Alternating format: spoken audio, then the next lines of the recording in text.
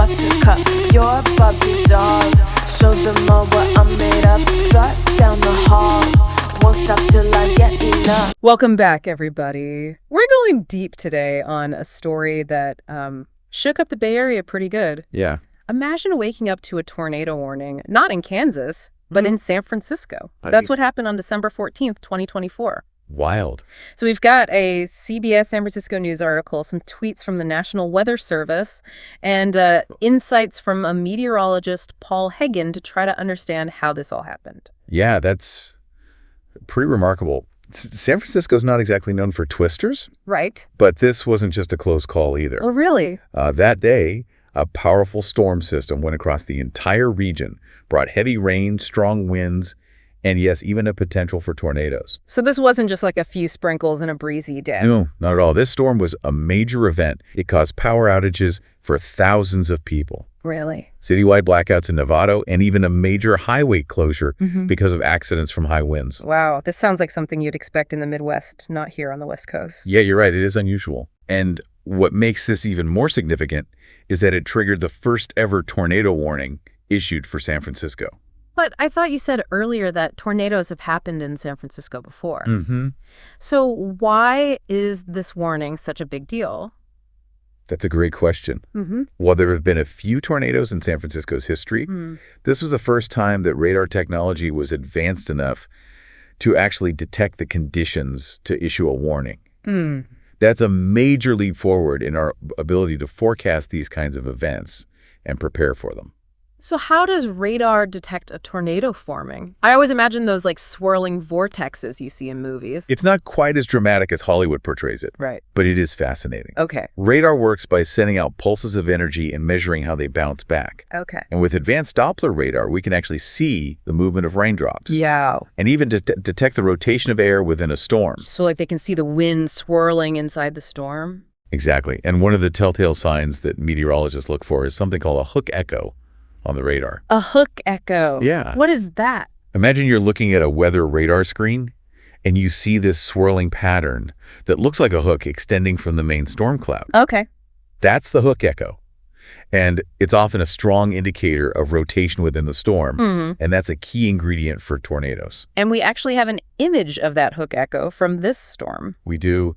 Meteorologist Paul Hagen tweeted out a radar image showing that distinct hook echo forming right over San Francisco. No way. And to make it even more interesting, he also shared an image of a cloud-to-ocean lightning strike happening right near that hook echo. Okay, I have to ask, why is the lightning strike near the hook echo so important? It's all about atmospheric instability. Okay. That lightning strike, as Hagen pointed out, indicates that there was a lot of vertical movement in the atmosphere, enough to separate charged particles and create those dramatic lightning bolts. So this, combined with the hook echo, provided strong evidence that conditions were right for a tornado to form.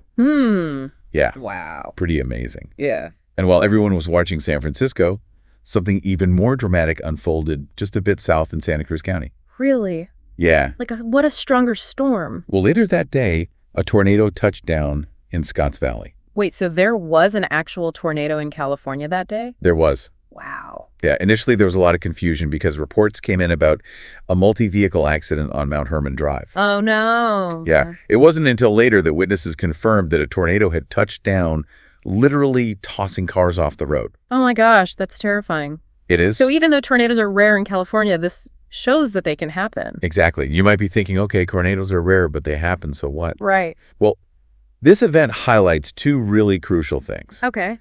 First, even rare events can become more common with climate change. And second, our infrastructure and our emergency response systems might not be ready for these shifts. Yeah, that's a good point. It's a wake-up call to assess our own preparedness.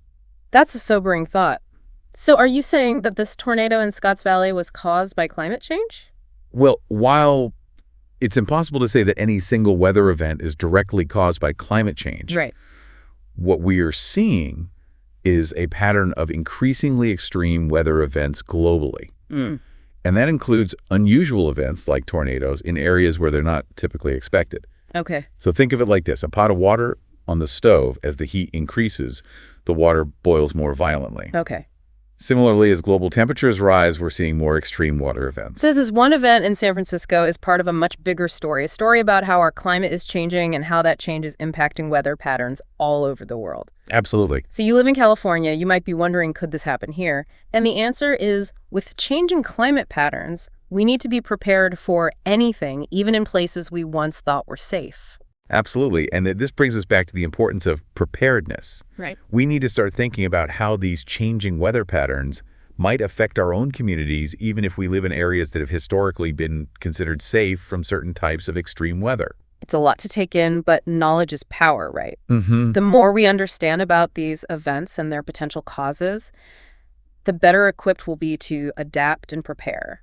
Absolutely. And it's not just about individual preparedness either. Oh, okay. We need to be having conversations on a larger scale about climate change mitigation and adaptation. What do you mean? What steps can we take as a society to reduce our impact on the environment and lessen the severity of these extreme weather events? So it's not just a problem for scientists and policymakers to solve, it's something that affects all of us.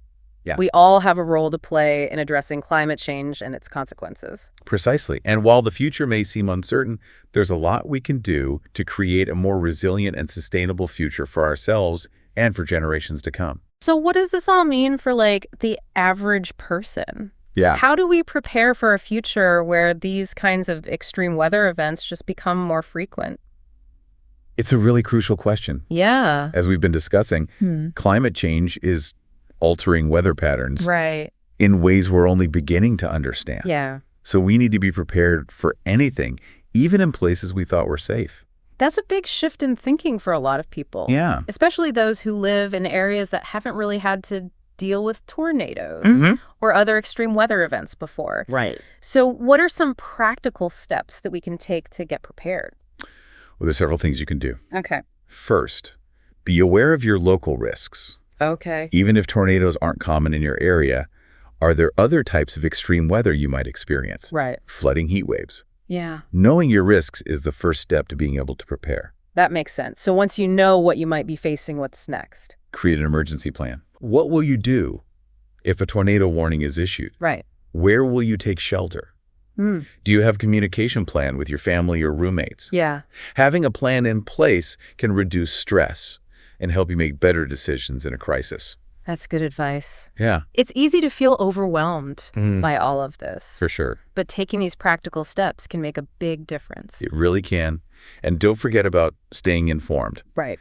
Pay attention to weather forecasts and alerts. Okay. Follow trusted sources like the National Weather Service for updates. Makes sense. Knowledge is power, especially when it comes to preparing for the unexpected. So it's about awareness, preparation, and staying informed. Exactly. This whole San Francisco tornado warning has been a real eye-opener. Yeah, it It is. makes you wonder what the future holds. Right. And what other surprises Mother Nature might have in store for us. It certainly does.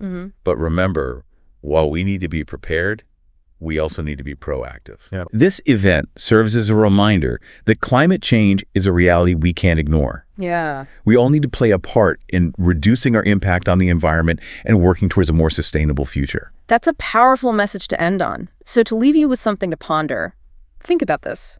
What unusual weather events might you need to be prepared for in the future, even in your own backyard?